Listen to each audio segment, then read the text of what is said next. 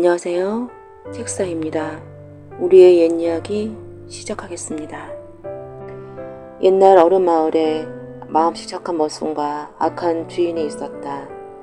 정월 명절이 맞이했는데도 주인은 조반도 먹이지 않고 나무를 해오라고 했다.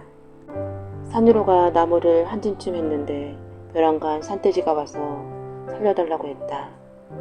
그래서 머슴은 나무짐 속에 산돼지를 감춰놓고 나무를 계속하고 있었다. 저 포수가 오더니 이쪽으로 지나간 멧돼지 못 봤소? 지금 막 저리로 가던데요? 하고 대답하였다. 산돼지는 조금 후에 나무 속에서 나와서 은혜에 보답할 테이니 나무를 갖다 두고 오라고 했다. 머슴이 주인에게 이 집을 나가겠다고 인사를 해도 내다보지도 않았다. 산돼지에게 가니까 등에 타라고 하기에 머슴이 탔더니 얼마쯤 가다가 내려놓았다. 바위 앞에 서더니 산돼지가 열려라 바위 하니까 바위가 열리고 그 안에 대구 같은 기아집 한 채가 있었다. 바위 안으로 들어서더니 닫혀라 바위 하니 닫혔다. 산돼지는 자기 말을 잘 들으면 상가도 보내주고 잘 살게 해줄 거라며 아랫동네 대감집에 가서 머슴을 살라고 했다. 둘이 바위 속에서 나와 헤어지려고 할 때 산돼지가 자주 와달라고 당부했다. 머슴은 아랫동네로 가서 대감에게 머슴을 두지 않겠느냐고 물으니 대감은 아주 친절히 대해주며 허락해 주었다. 다음날 머슴은 나무하러 나가 산돼지한테 가니 산돼지가 나무 한 짐을 해주며 그 집 뒷광에 있는 소를 끌고 오라고 했다. 그는 산돼지 말대로 주인에게 소를 끌고 가서 나무를 해오겠다고 하니 그 소는 천하장사도 못 꾼다고 주인은 말했다. 머슴은 괜찮다고 했다. 그는 곧 뒷광에 가서 소를 끄니 아무렇지도 않게 끌려 나왔다. 주인은 소를 잘 mon다고 기뻐하였다. 머슴이 곧 산돼지한테로 소를 끌고 가니 칡을 한 짐 해오라고 했다. 칡을 해가지고 가보니 산돼지는 벌써 집채만한 나무더미를 해놓았다. 머슴이 그것을 소에 싣고 내려가니 주인이 뛰어나오더니 크게 놀랐다. 나무를 부리고 나서 소를 갖다 메고 주인은 자기 딸과 결혼해달라고 했다. 머슴은 대답은 내일 하겠다고 하고는 산돼지에게로 갔다. 산돼지는 결혼을 곧 하라고 했다. 그러나 첫날밤에 지네가 와서 신부를 데리고 갈 것이니 자지 말고 내가 바깥에서 부르면 3마디 전에 대답하고 곧 나와야 한다고 말했다. 머슴이 결혼을 언제 하느냐고 물으니 내일이나 모레 양일간에 하라고 했다. 주인집으로 다시 온 머슴이 결혼을 승낙했더니 안주인과 함께 기뻐하며 내일 결혼식을 올리자고 하였다. 이튿날 아침 일찍 일어나 집안을 깨끗이 치우는데 안주인이 나와 옷을 갈아입으라고 했다. 그는 옷을 갈아입고 결혼식을 마쳤다. 저녁이 되어 첫날 밤에 잠자리에 들기 시작하였다. 밤이 깊어서 산돼지가 1번, 2번, 3번을 불렀다. 그런데도 머슴은 깊이 잠이 들어 아무것도 몰랐다. 산돼지는 목이 쉬도록 울며 불렀으나 그는 여전히 잠만 자고 있었다. 산돼지가 마지막으로 1번 불렀을 때야 머슴이 깨서 나가보니 산돼지가 너의 부인은 이미 없어진 지 오래이니 얼른 등에 타라 고 하였다. 산돼지는 천리를 한숨에 뛰어갔다. 산돼지가 말하기를 저 집담을 올라가 지붕 위에서 앞마당으로 뛰어내려서 너희들 무엇을 하느냐 할 것 같으면 지네가 네 하느님 내려오셨습니까 할 것이다. 그래도 잠자코 있으면 장기를 두자고 할 터이니 견주도록 해라. 지네는 기뻐하며 부채질을 할 것인데 그 밑에 빨강, 노랑, 파랑의 3가지 주머니가 있을 것이다. 그때 지네의 왼뺨을 때리고 부채 밑에 새 주머니를 빼앗아 나한테로 오라. 그러면 지네는 파리가 되어 쫓아올 것이니 붙잡힐 것 같으면 주머니 하나씩 던져라 했다.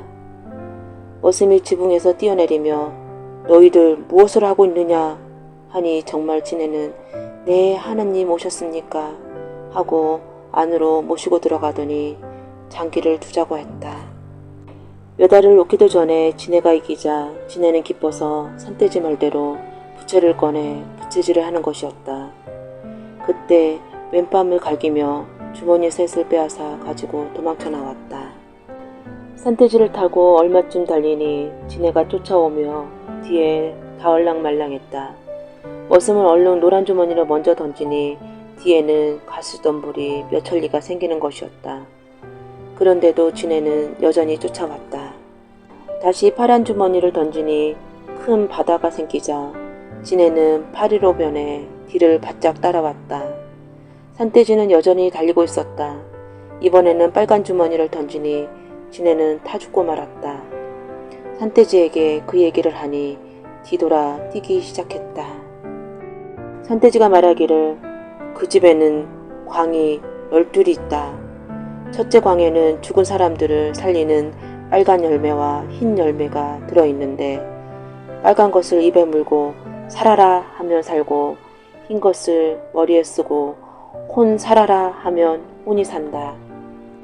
그리고 여섯째 광에는 내 부인이 있는데 죽어 있으니 그렇게 해서 살리고 열째, 12번째 광에는 산 사람이 있으니 살려주고 오너라 하였다.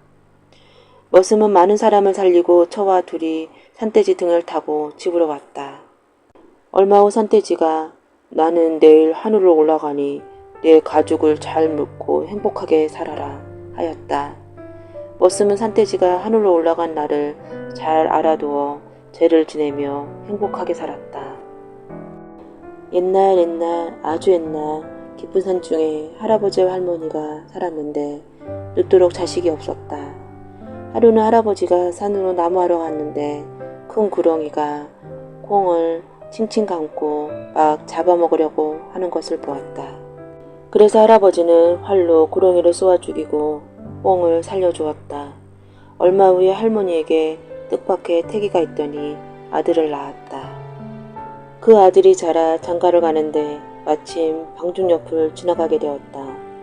방중물이 빙빙 돌더니 그 속에서 구렁이가 쑥 나와서 하는 말이 내 남편이 너희 아버지 손에 죽었으니 너는 내 손에 죽어봐라 하고 외치며 대들었다.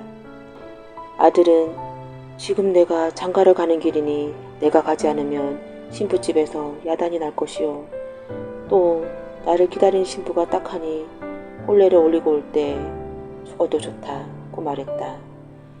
이 젊은이의 간곡한 사정을 들은 구렁이도 신랑의 사정이 딱하게 보여 그럼 그렇게 하자 하면서 약속을 했다. 첫날 밤을 근심 속에 치르고 이튿날 새벽 신랑은 신부 몰래 처갓집을 빠져나와 구렁이와 약속한 곳으로 갔다. 신부는 신랑의 거동이 수상해서 이상하게 여겨 얕은 잠결에 신랑이 나가는 것을 알고 신랑의 뒤를 쫓았다. 신부는 신랑을 붙잡고 도대체 어인 일이냐고 물었다. 신랑은 한없이 없이 사실대로 모조리 이야기했다. 신부는 나에게 좋은 수가 있으니 염려 말라고 이르고 방죽으로 갔다. 약속한 방죽에 이르니 구렁이가 나왔다. 신부가 구렁이에게 제발 살려달라고 애원했으나 구렁이는 듣지를 않으면서 그러나 신부가 딱하니 내가 100년 동안 먹고 살 수 있도록 마련해 주지. 다만 신랑만은 꼭 잡아먹어야겠다고 하였다. 그러면서 두 개 있는 구멍 셋을 가리키며 첫째 구멍에서는 쌀이 나오고 둘째 구멍에서는 옷이 나오고 했으나 셋째 구멍에 대해서는 아무 말이 없었다. 신부는 도대체 세 번째 구멍은 무엇에 쓰느냐고 물었으나 가르쳐 주지를 않았다. 신부는 수상하다고 여겼기 때문에 꼭 좀 가르쳐 달라고 졸라댔다. 하도 조르니 구렁이는 그 구멍은 죽음을 주는 구멍이라고 말했다. 그 말을 듣자 신부는 그 구멍으로 달려가 구멍에 입을 대고 구렁이를 죽여달라고 외쳤다. 그랬더니 이제까지 싱싱하고 코소리치던 구렁이가 힘없이 쓰러지더니 죽어버렸다. 신부의 재치있는 기지로 남편을 살리고 부부는 아들, 딸 많이 낳고 오랫도록 잘 살다 죽었다고 한다.